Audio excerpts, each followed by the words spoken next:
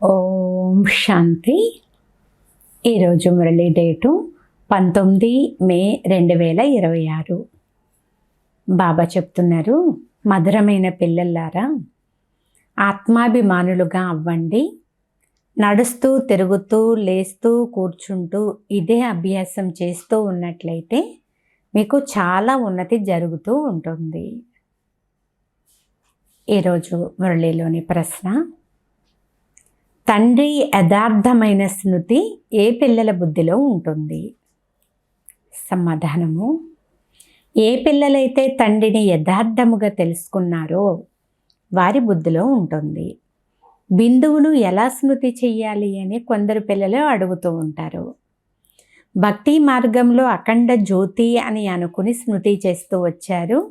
ఇప్పుడు బిందువు అని చెప్పినట్లయితే కొంచెం తికమక పడతారు. కనుక తండ్రి అఖండ జ్యోతి కాదు, వారు అతి సూక్ష్మ బిందువు అని మొట్టమొదట నిశ్చయం ఉన్నట్లయితే స్మృతి కూడా యథార్థముగానే ఉంటుంది. ఓం శాంతి. పిల్లలందరూ కూడా స్మృతిలో కూర్చున్నారు. మన్మనాభవ, నిజానికి ఈ సంస్కృత శబ్దము లేనే లేదు. తండ్రి సహజ రాజయోగాన్ని నేర్పించినప్పుడు ఈ సంస్కృత శబ్దాన్ని చెప్పనే లేదు. ఇతనికి అంటే బ్రహ్మబాబాకు సంస్కృతం తెలియదు. తండ్రి అయితే హిందీలోనే అర్థం చేయిస్తారు. ఈ రథము హిందీ, సింధీ, ఇంగ్లీషు తెలిసినవారు బ్రహ్మబాబా. అయితే శివబాబా హిందీలోనే అర్థం చేయిస్తారు. ఎవరు ఏ ధర్మానికి చెందినవారో వారికి వారి భాష ఉంటుంది కదా. ఇక్కడ హిందీ భాషయే నడుస్తుంది. ఈ భాషను అర్థం చేసుకోవడం చాలా సులభము. ఈ పాఠశాల కూడా అద్భుతమైనది. ఇందులో పేపరు, పెన్ను, పెన్సిలు మొదలైన వాటి అవసరమైతే లేదు. ఇక్కడ కేవలం ఒక శబ్దాన్ని స్మృతి చెయ్యాలి, అనగా తండ్రిని స్మృతి చెయ్యాలి. గాడ్ను లేక ఈశ్వరుణ్ణి లేక పరంపిత పరమాత్మని స్మృతి చెయ్యకుండా ఉండడం కష్టం. అందరూ స్మృతి అయితే చేస్తారు, కానీ వారి యొక్క యథార్థమైన పరిచయం అయితే ఎవరికీ లేదు. తండ్రి వచ్చి తన పరిచయాన్ని ఇస్తారు. శాస్త్రాలలో అయితే కల్పం యొక్క ఆయువును చాలా ఎక్కువగా వ్రాసేస్తారు. దాని గురించి తండ్రియే వచ్చి అర్థం చేయిస్తారు. ఇది చాలా పెద్ద విషయం కూడా కాదు. అహల్యలు, వృద్ధమాతలు ఏం అర్థం చేసుకుంటారు? ఇది చాలా సులభము. చిన్నపిల్లలు కూడా అర్థం చేసుకోగలరు. బాబా అనే శబ్దం కొత్తదేమీ కాదు. శివుని మందిరాలకు వెళ్ళినప్పుడు వీరు శివ బాబా అని, వారు నిరాకారము అని బుద్ధిలోకి వస్తుంది. మనుష్య మాతృలందరూ బాబా అనే అంటారు. మన ఆత్మలందరి తండ్రి వారొక్కరే. శరీరంలో నివసించే జీవాత్మలందరూ తండ్రిని స్మృతి చేస్తారు. సర్వధర్మాల వారందరూ పరంపిత పరమాత్మను తప్పకుండా అంటే ఏదో ఒక రూపంలో పరమాత్ముడిని స్మృతి చేస్తూ ఉంటారు. వారు పరంధామంలో నివసించే తండ్రి. మనము కూడా అక్కడే నివసించే వాళ్ళము. ఇప్పుడు కేవలం తండ్రిని స్మృతి చెయ్యాలి. మేము పావనముగా అవ్వాలని కూడా అనుకుంటారు. పతితులను పావనముగా చేసేవాడా రండి అని కూడా పిలుస్తారు. కొత్త ప్రపంచం పావనంగా ఉండేది, మళ్ళీ ఇప్పుడు పతితమైపోయింది, పాతదిగా అయిపోయింది. దీనిని ఎవ్వరు కూడా కొత్తది అని అనరు. నూతన భారతదేశంలో దేవీ దేవతలు రాజ్యం చేసేవారు అని భారతవాసీలకు తెలుసు. అప్పుడు నూతన భారతదేశం ఉండేది. దానికి ముందు ఏం ఉండేది? సతయుగానికంటే ముందు ఏ యుగం ఉండేది? సంగమ యుగం కదా. దీనికన్నా సహజముగా చెప్పాలి, కొత్త దానికి ముందు పాతది ఉండేది అని. సంగమ యుగమును మనుషులు అంత సులభంగా అర్థం చేసుకోలేరు. నూతన ప్రపంచము, పాత ప్రపంచము, వీటి మధ్య గల సమయాన్ని సంగమ యుగము అని అంటారు. ఓ పతిత పావన, రండి, వచ్చి మమ్మల్ని పావనముగా చెయ్యండి, మేము పతితులుగా అయిపోయాము అని తండ్రిని పిలుస్తూ ఉంటారు. నూతన ప్రపంచంలో అయితే ఎవ్వరూ పిలవరు. ఈ భారతదేశం పావనముగా ఉండేది అని మీకు అర్థమైంది. హే పతిత పావన రండి అని చాలా సమయం నుండి పిలుస్తూ వచ్చారు. ఈ పతిత ప్రపంచం ఎప్పుడు సమాప్తమవుతుందో వారికి తెలియదు. ఇంకా 40,000 సంవత్సరాలు కలియుగం కొనసాగుతుంది అని శాస్త్రాలలో చెప్తూ ఉంటారు. పూర్తి గాఢాంధకారంలో ఉన్నారు కదా, మీరైతే వెలుగులో ఉన్నారు అని బాబా అంటున్నారు. తండ్రి మిమ్మల్ని ఇప్పుడు వెలుగులోకి తెచ్చారు. ఈ 5,000 సంవత్సరాలలో సృష్టి చక్రం పూర్తి అవుతుంది. ఇది నిన్నటి మాట. మీరు రాజ్యం చేసేవారు. ఈ లక్ష్మీనారాయణల రాజ్యం ఉండేది, స్వర్గములా ఉండేది. పావన ప్రపంచంలో ఎలాంటి ఉపద్రవాలు మొదలైనవి జరగవు. అన్ని ఉపద్రవాలు కూడా ఈ రావణ రాజ్యంలోనే జరుగుతాయి. ఇక్కడ మీకు తండ్రి అర్థం చేయిస్తున్నారు. మీరు మీ చెవులతో సన్ముఖంలో వింటున్నారు. ఎవరు వింటున్నారు? ఆత్మే కదా. తండ్రి మళ్ళీ వచ్చి మిమ్మల్ని కలిశారు అని ఆత్మ చాలా సంతోషిస్తుంది. తండ్రి నుండి వారసత్వం తీసుకుంటున్నారు. నన్ను స్మృతి చెయ్యండి అని తండ్రి చెప్తున్నారు. ఇందులో చదవడం, వ్రాయడం ఏదీ లేదు. ఎవరైనా వచ్చినప్పుడు మీరు ఎందుకు వచ్చారు అని ప్రశ్నించబడుతుంది. ఇక్కడి మహాత్మను కలుసుకునేందుకు వచ్చాము అని చెప్తారు. ఎందుకు? మీకు ఏం కావాలి? ఏమైనా భిక్ష కావాలా? చెప్పండి. సన్యాసులైతే వారికి రొట్టె ముక్క అవసరము.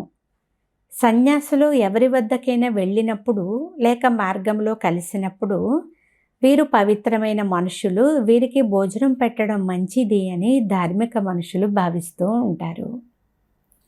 ఇప్పుడు వారిలో కూడా అంతటి పవిత్రత లేనే లేదు. పూర్తి తమో ప్రధాన ప్రపంచం కదా. ఈ ప్రపంచంలో ఇప్పుడు చాలా మురికి ఉంది. మనుషులు ఎంత హైరాణ చెందుతారు. ఎక్కడైతే కంగారు పడవలసిన మాటే లేదు, వ్రాసుకునే పని కూడా లేదు అని బాబా చెప్తారు. ఈ పాయింట్లు మొదలైనవి కూడా ధారణ చేసేందుకే వ్రాస్తారు. ఉదాహరణకు డాక్టర్ల దగ్గర కూడా చాలా మందులు ఉంటాయి కదా.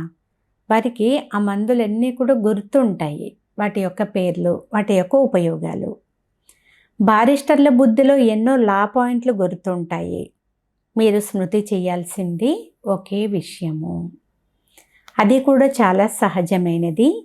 ఒక్క శివబాబాను స్మృతి చెయ్యండి అని మీరు చెప్తారు. శివబాబా ఎలా వస్తారు అని వారు అడుగుతారు. ఇది కూడా మీకు తప్ప ఇంకెవ్వరికీ తెలియదు.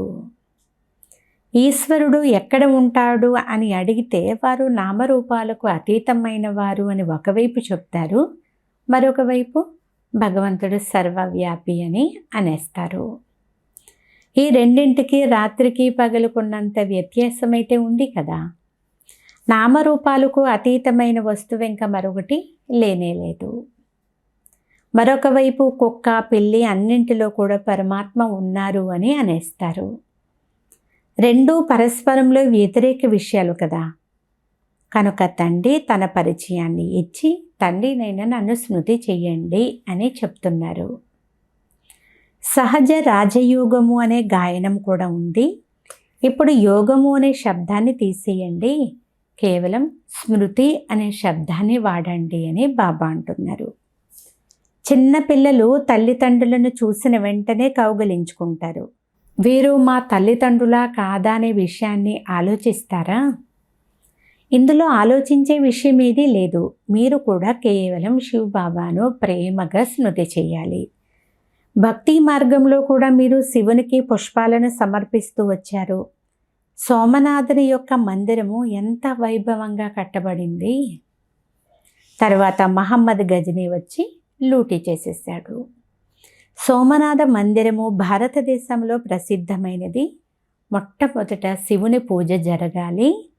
పిల్లలకు ఈ జ్ఞానం అంతా కూడా ఇప్పుడు బుద్ధిలోకి వచ్చింది. పూజ మొదలైనవి చేస్తూ వచ్చారు. కానీ ఇది జడ చిత్రమని, తప్పకుండా చైతన్యంలో ఎప్పుడో వచ్చి ఉంటారని, అందుకే ప్రతి సంవత్సరము కూడా శివ జయంతిని జరుపుకుంటున్నామని ఈ విషయాలు ఏమీ ఎవ్వరికీ తెలియదు. శివ పరమాత్మ నిరాకారులని కూడా అంటారు. మేము కూడా నిరాకారులం అనేది ఆత్మకు తెలుసు. ఇప్పుడు మీరు ఆత్మాభిమానులుగా అవుతారు. ఇది చాలా సహజము. వారు మన తండ్రి జ్ఞానసాగరులు, సుఖసాగరులు, పతిత పావనులు, వారికి చాలా మహిమైతే ఉంది. బ్రహ్మ విష్ణు శంకరులకు అంత మహిమ లేదు. ఒక్కరి మహిమనే గానం చేస్తారు. బాబా వచ్చి మనకు వారసత్వమునిస్తున్నారు అని ఇప్పుడు అందరూ తెలుసుకున్నారు కదా. లౌకిక తండ్రి పిల్లల యొక్క ఆలనా పాలన చేస్తారు, కానీ చదివించరు. చదువు కొరకు స్కూలుకు వెళ్ళాలి కదా. తర్వాత వానప్రస్థంలో గురువులను ఆశ్రయిస్తారు. ఈ రోజుల్లో చిన్నవారికి పెద్దవారికి అందరికీ కూడా గురువులను చేయిస్తారు. శివబాబాను స్మృతి చేయమని పిల్లలైన మీకు ఇక్కడ చెప్పబడుతుంది. అందరికీ హక్కు ఉంది. అందరూ నా పిల్లలే. మీలో కూడా కొందరు చాలా బాగా స్మృతి చేస్తారు. బాబా ఎవరిని స్మృతి చెయ్యాలి, బిందువును ఎలా స్మృతి చెయ్యాలి అని కొందరు ప్రశ్నలు అడుగుతూ ఉంటారు. పెద్ద వస్తువును స్మృతి చేయడం జరుగుతుంది. మంచిది. మీరు స్మృతి చేసే పరమాత్మ ఎలాంటి వస్తువు? అప్పుడు అఖండ జ్యోతి స్వరూపము అని చెప్తారు. కానీ అలా లేదు కదా. అఖండ జ్యోతిని స్మృతి చేయడం తప్పు అవుతుంది. సరి అయినటువంటి స్మృతి చాలా అవసరము. మొదట యాక్యురేట్గా తెలుసుకోవాలి. తండ్రియే వచ్చి తన పరిచయాన్ని ఇస్తారు. అలాగే పిల్లలకు సృష్టి యొక్క ఆది మధ్యాంత జ్ఞానాన్ని కూడా బాబానే అర్థం చేయిస్తారు. విశదముగాను సంక్షిప్తంగా కూడా తెలియచేస్తారు. పిల్లల్లారా, మీరు పావనంగా అవ్వాలి అంటే నన్ను స్మృతి చేయడం ఒక్కటే ఉపాయము అని బాబా అంటున్నారు. నన్ను పతిత పావనుడు అని అంటారని ఇప్పుడు బాబా చెప్తారు. ఆత్మను పావనంగా చేసుకోవాలి కదా. మేము పతితమైపోయాము అనే విషయం ఆత్మయే చెప్తోంది. మనము పావనంగా ఉండేవారము, ఇప్పుడు పతితులుగా అయ్యాము. అందరూ తమో ప్రధానంగా ఉన్నారు. ప్రతి వస్తువు కూడా మొదటిసైతే సతో ప్రధానంగానే ఉంటుంది. రాను రాను అది రూపాంతరం చెందుతూ తమో ప్రధానముగా అయిపోతుంది. నేను పతితం అయ్యాను, నన్ను పావనంగా చెయ్యండి అని స్వయంగా ఆత్మయే కదా చెప్తుంది. శాంతిధామంలో అయితే పతితులు ఉండరు. ఎక్కడ పతితులు ఉన్నారు కనుకనే దుఃఖితులుగా ఉన్నారు. పావనంగా ఉన్నప్పుడైతే సుఖంగానే ఉండేవారు. మమ్మల్ని పావనంగా చెయ్యండి, అప్పుడు మేము అన్ని దుఃఖాల నుండి కూడా విడుదలైపోతాము అని ఆత్మయ్య అంటుంది. ఆత్మయ్య అన్నీ చేస్తుంది అనేది మీరు అర్థం చేసుకున్నారు. ఆత్మయ్యే జడ్జి, బారిస్టర్ మొదలైన వారిగా అవుతుంది. నేను రాజుని, నేను ఫలానాను, ఇది ఆత్మే కదా చెప్తుంది.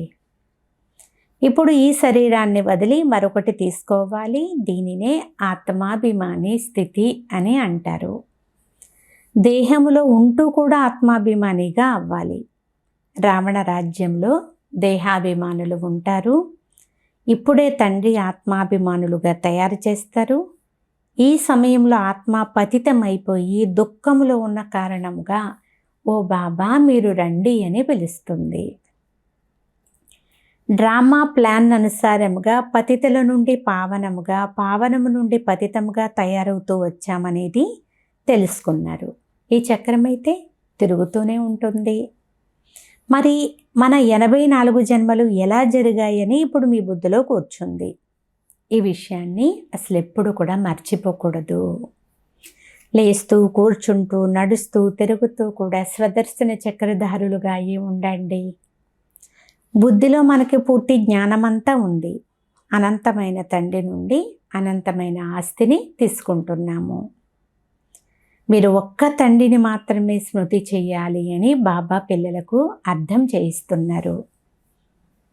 రొట్టె ముక్క తినాలి అంతే.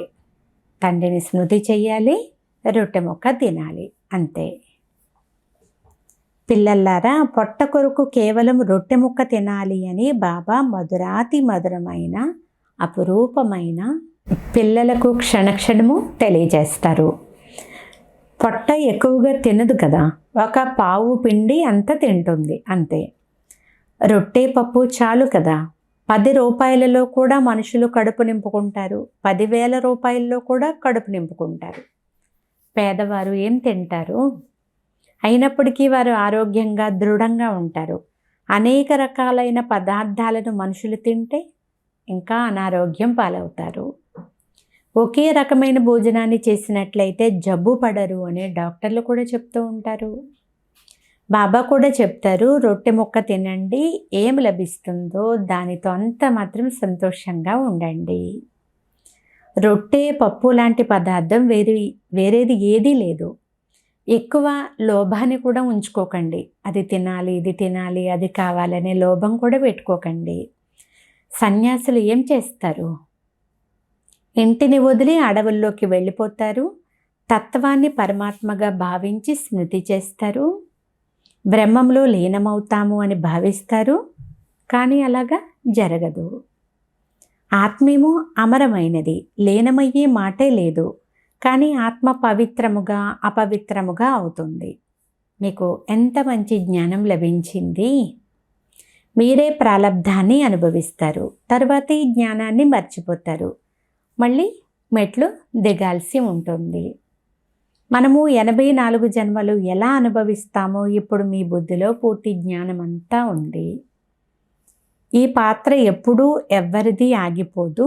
ఇది తయారైన డ్రామా. ఇదైతే తిరుగుతూనే ఉంటుంది. భగవంతుడు ఎప్పుడు ఎలా ఎక్కడ కూర్చుని డ్రామాను తయారు చేశారో చెప్పడానికి వీల్లేదు.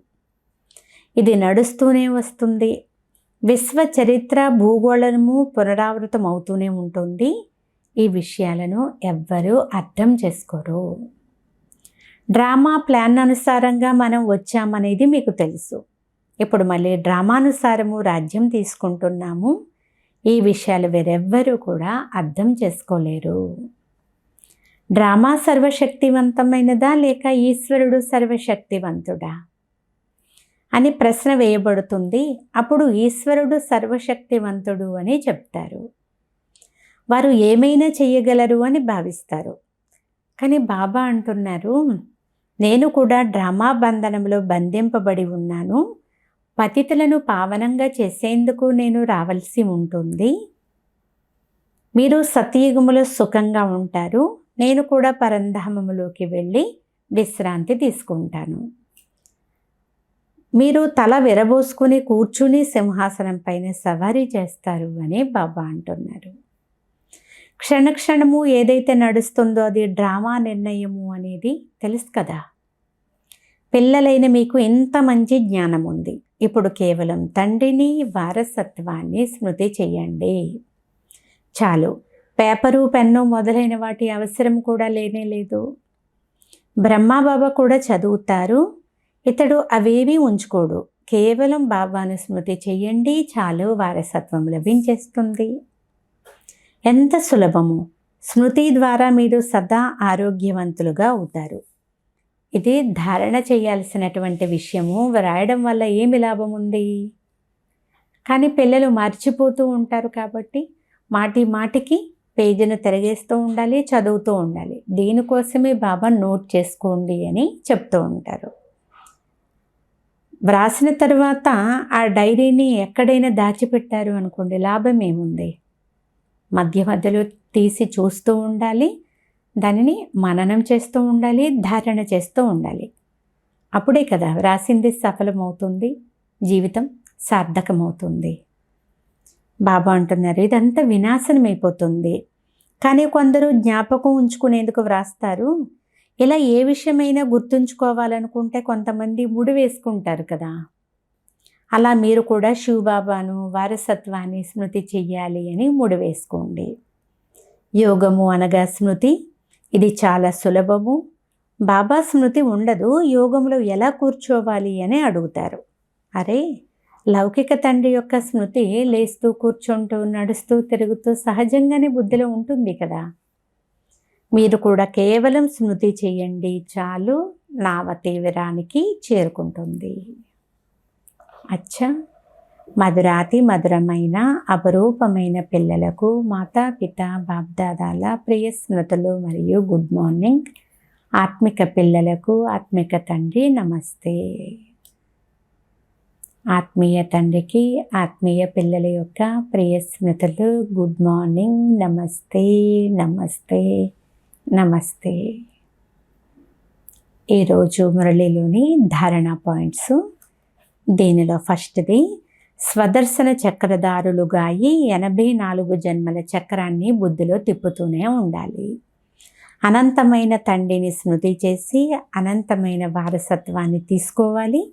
అలాగే స్మృతి చేసినట్లయితే తప్పకుండా పావనముగా అవుతారు. సెకండ్ పాయింట్, ఏ వస్తువు పైన కూడా ఆశ ఉండకూడదు. ఏం లభిస్తుందో దానితో చాలా సంతోషంగా ఉండాలి. రొట్టె ముక్క తినాలి, తండ్రి స్మృతిలో ఉండాలి, అంతే. ఈరోజు వరదానము, అందరి మనసులలోని రహస్యాన్ని తెలుసుకొని అందరినీ సంతోషపరిచే సదా విజయీ భవ. సారాంశము, విజయులుగా అవ్వాలి అంటే ప్రతి ఒక్కరి మనసులోని రహస్యాలను తెలుసుకోవాలి. ఎవరి నోటి నుండి అయినా వెలువడే మాటల ద్వారా వారి మనసులోని రహస్యాన్ని తెలుసుకుంటే విజయులుగా అవ్వగలరు. కానీ మనసులోని రహస్యాన్ని తెలుసుకునేందుకు మీకు అంతర్ముఖత కావాలి. ఎంత అంతర్ముఖీలుగా ఉంటారో అంత ప్రతి ఒక్కరి మనసులోని రహస్యాన్ని తెలుసుకుని వారిని రాజీ చేసుకోగలరు. రాజీ చేసుకుని వారే విజయులుగా అవుతారు. ఈరోజు స్లోగన్, వైరాగ్యము ఎటువంటి యోగ్యమైన ధరణిని అంటే భూమిని అంటే అందులో ఏ విత్తనం వేసినా సరే తప్పకుండా ఫలీభూతం అయిపోతుంది. వైరాగ్యం అనేది ఎటువంటి భూమి అంటే అందులో ఏ విత్తనం వేసినా సరే అది తప్పకుండా ఫలీభూతం అవుతుంది. ఈరోజు అవ్యక్త ప్రేరణ, సదా ఉల్లాస ఉత్సాహంలో ఏకరసంగా ఉండేందుకు ఎవరి సంబంధంలోకి వచ్చినా విద్యార్థి కానీ సాథీలు కానీ అందరినీ కూడా సంతుష్టపరచాలి అనే ఉత్కంఠ మీలో ఉండాలి. ఎవరిని చూసినా సరే వారి ద్వారా ప్రతి సమయము గుణాలు తీసుకుంటూ ఉండండి. అందరి గుణాల బలము కలిసినందువలన సదాకాలము కొరకు ఉత్సాహం అనేది ఏకరసముగానే ఉంటుంది. గుణగ్రాహకులుగా అవ్వండి. అవగుణాలను చూస్తున్నా కూడా చూడనట్లుగానే ఉండండి. అచ్చా, ఓం శాంతి.